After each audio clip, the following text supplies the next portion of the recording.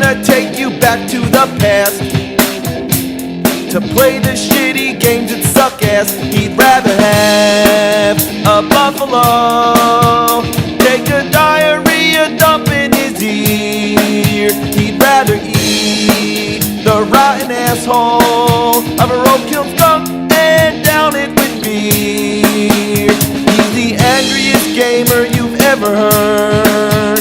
He's the angry Nintendo nerd. He's the angry Atari Sega nerd. He's the angry video game nerd.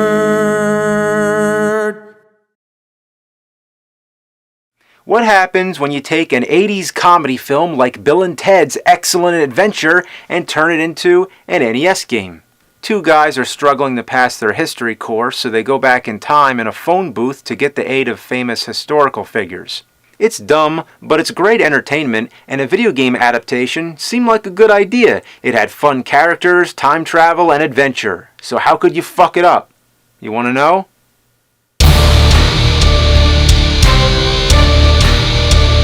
That's how.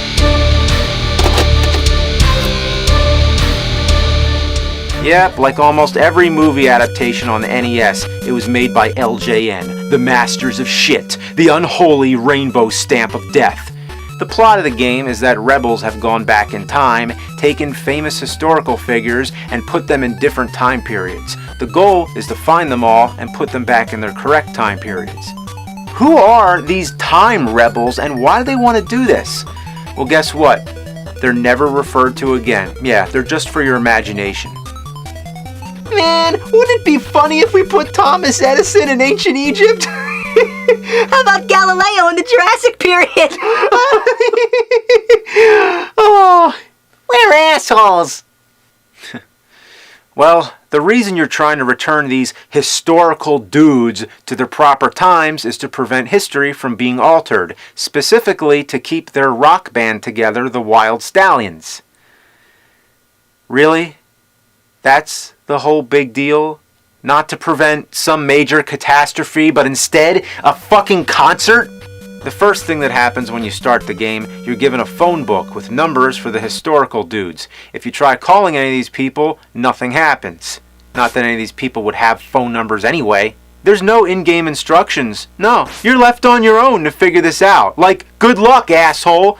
Oh look, there's a blinking red number under the number. I guess I'm supposed to call that, huh? Thanks for making me flip through all those fucking pages. Next thing, you're in what they call a time circuit, where you have to shoot the phone booth across all the digits of the phone number you're trying to call. You think they overthought this a little? How about just a cutscene showing the phone booth spiraling into a time warp? Again, there's no instructions. I assume I'm supposed to go hit all the digits in order, and that pink ring is to help guide the phone booth? I'm just guessing here. What's the point of this? Why can't you just start the game? Couldn't you just dial the number and go straight to the stage? And speaking of that, what's the point of dialing the number? How about just select the page with the person you're trying to get to? But that doesn't matter either, because Rembrandt's always the first one it lets you call. Why couldn't it be like the Mega Man games, where you can play whatever stage you want? Here, everything has to be done in the order the game wants you to. So all this page turning, dialing, and time circuit bullshit has no purpose whatsoever. Wait, it's automatic?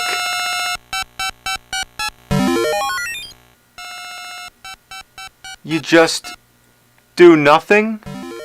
Yeah, if you wait long enough, the phone booth will go through the circuits on its own. The drawback, if you let it do that, it costs coins. If you run out of coins, you're far past fucked. The game is over. So you obviously want to save as many as possible.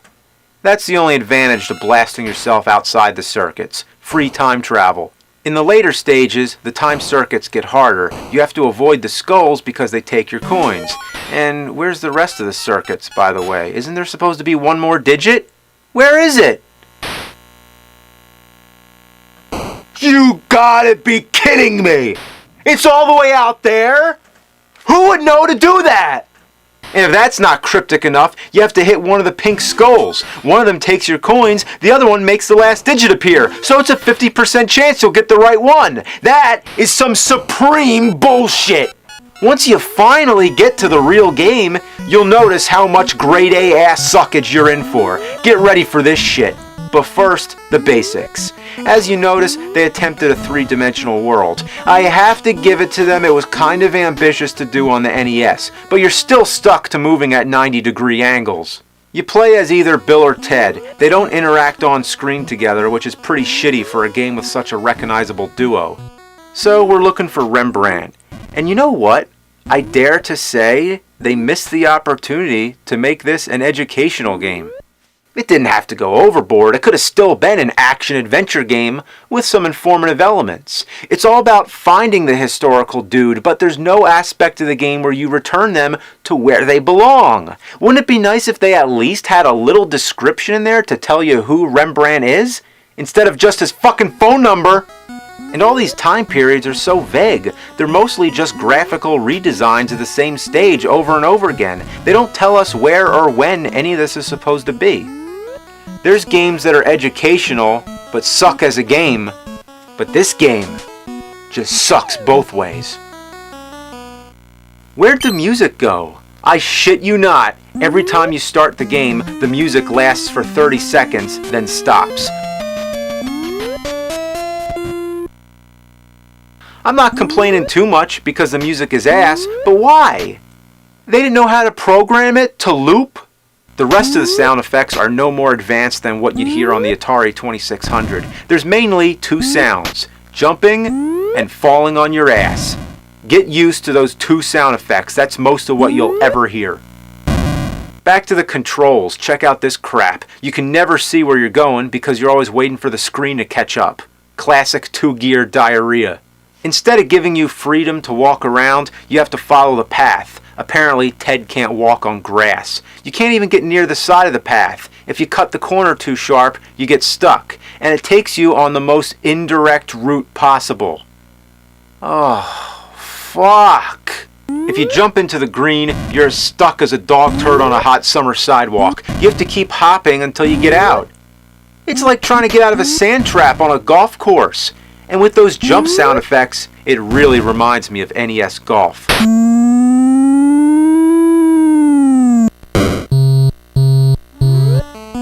Come on! Come on! Oh! Fuck! This is among the most annoying things in video gaming history. This is like the fucking bombs in Dr. Jekyll and Mr. Hyde, the narrow jumps in Ninja Turtles, the snipers in Dick Tracy, the stairs in Ghostbusters, the pits in Ugh. Oh, but sometimes it lets you walk on the green. Yeah, sometimes. It's one of those games that keeps changing the fucking rules. And what happened here? Where'd I go? I found some kind of glitch. The enemies are just random guys. Some of them take your coins and some of them take you to the dungeon. Fuck, no! The people who stand still help you out. They give you coins, or better yet, weapons. That really helped. All the weapons have the same range. They just fly about 10 miles away. There's no straight attack. How about give me a crossbow or something? No, you know what you're using? You know what this weapon is? It's a textbook. A fucking textbook that explodes! By the way, this won't change history at all. Let's go around blowing people up. Let's kill some ancestors. That's real great. As long as it doesn't affect the Wild Stallions concert. When they come back to the present, it's going to be some kind of Planet of the Apes shit. They're going to be playing to an audience full of intelligent sloths. Another item you can get is an audio cassette. I love how the knight casually says, "Bill asked me to give you this audio cassette," as if the knight would have any idea what that is. What does it do? It plays music and makes everybody dance. It's real helpful, especially since you don't even need a cassette player. Just throw the cassette on the ground. Hey, want to listen to some tunes?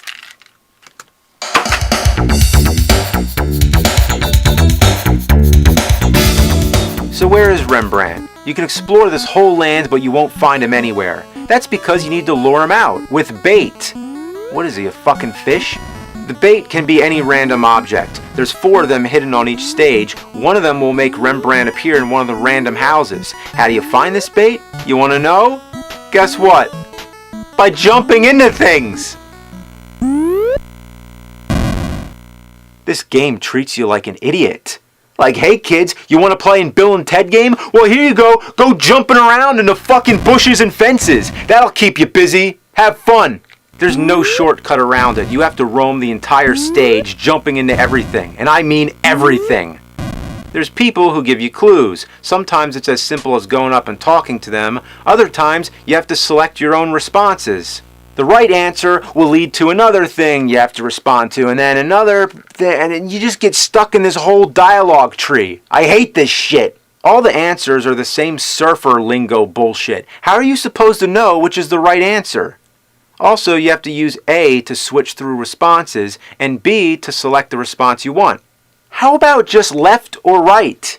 And then the button to select, because the first time playing you'll never know if it's A or B, so you always end up selecting something that you don't want. It's trial and error, and it's not intuitive at all. When you do get a clue, it's always something vague, like look for something strange in a tree, or look near the crossroads. That really helps. Near the crossroads? Which fucking crossroads? This is Castlevania 2, Zelda 2 bullshit. And I love it when they use directions like north and south. The game is slanted at a 45-degree angle. Which way is south?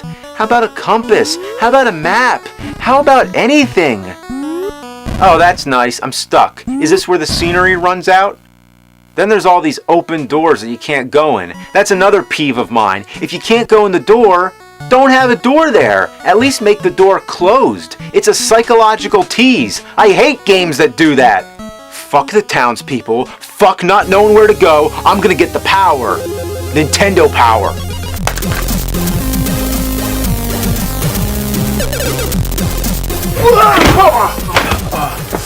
Wasn't there.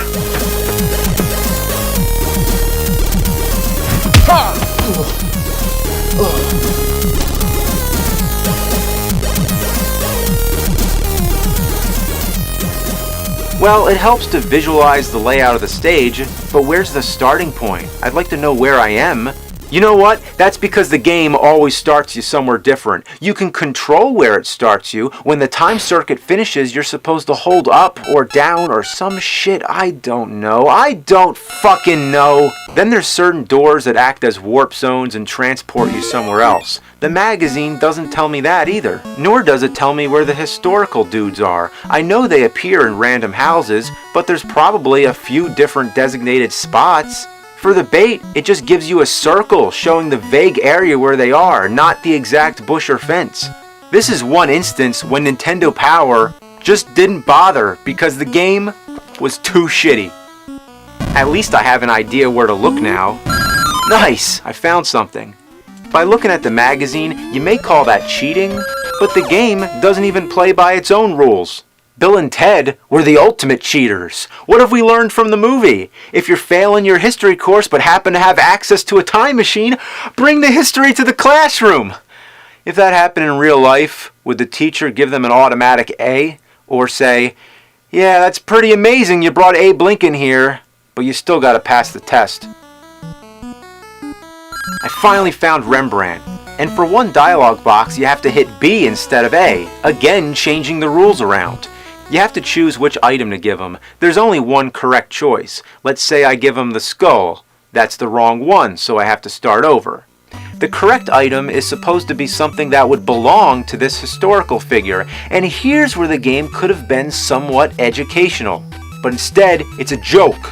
For example, for Julius Caesar, you're supposed to give him salad dressing. For Thomas Edison, you're supposed to give him a compact disc. Yeah, let's not change history, by the way. For Cleopatra, a credit card. For Elvis, a gravestone. Here you go, Elvis. Here's your fucking gravestone. You're gonna die. For King Arthur, the Holy Grail. Yeah, entire stories have been written about finding the Holy Grail. You're gonna find it by casually slamming into a bush or a fence. Just a little side quest. For Jesse James, an Uzi. You're gonna give Jesse James a fucking Uzi? You're gonna give a notorious outlaw a more contemporary weapon. Yeah, just help him out. Might as well give, I don't know, Vlad Tepes an atom bomb?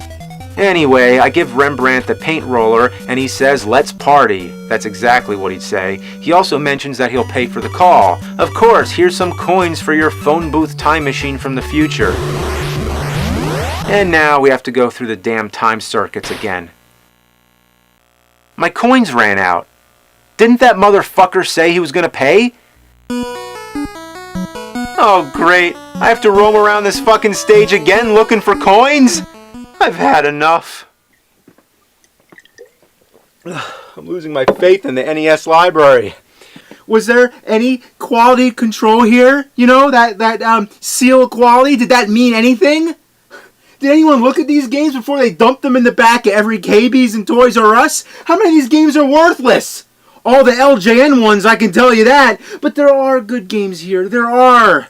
Zelda, Mario, Metroid, Contra, Castlevania, Mega Man. But then, a big fucking shitstorm hit it. A shitstorm of horrible games. And at the middle of it all, a rainbow. A rainbow of shit. LJN. And Bill and Ted might even be the worst LJN game on the NES.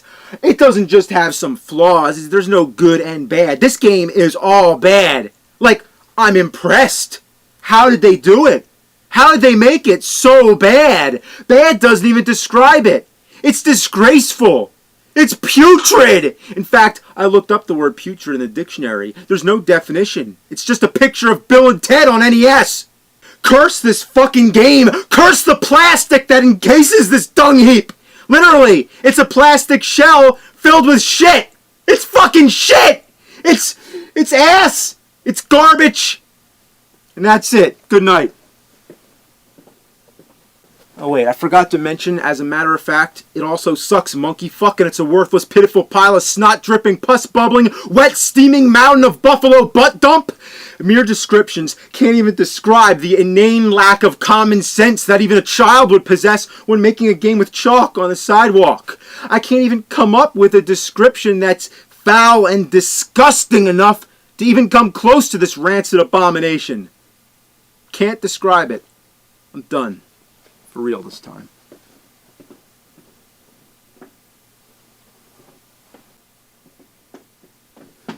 This game is diarrhea coming out of an old woman's bleeding vagina! It's fucking terrible! What were they thinking? I know. They weren't thinking.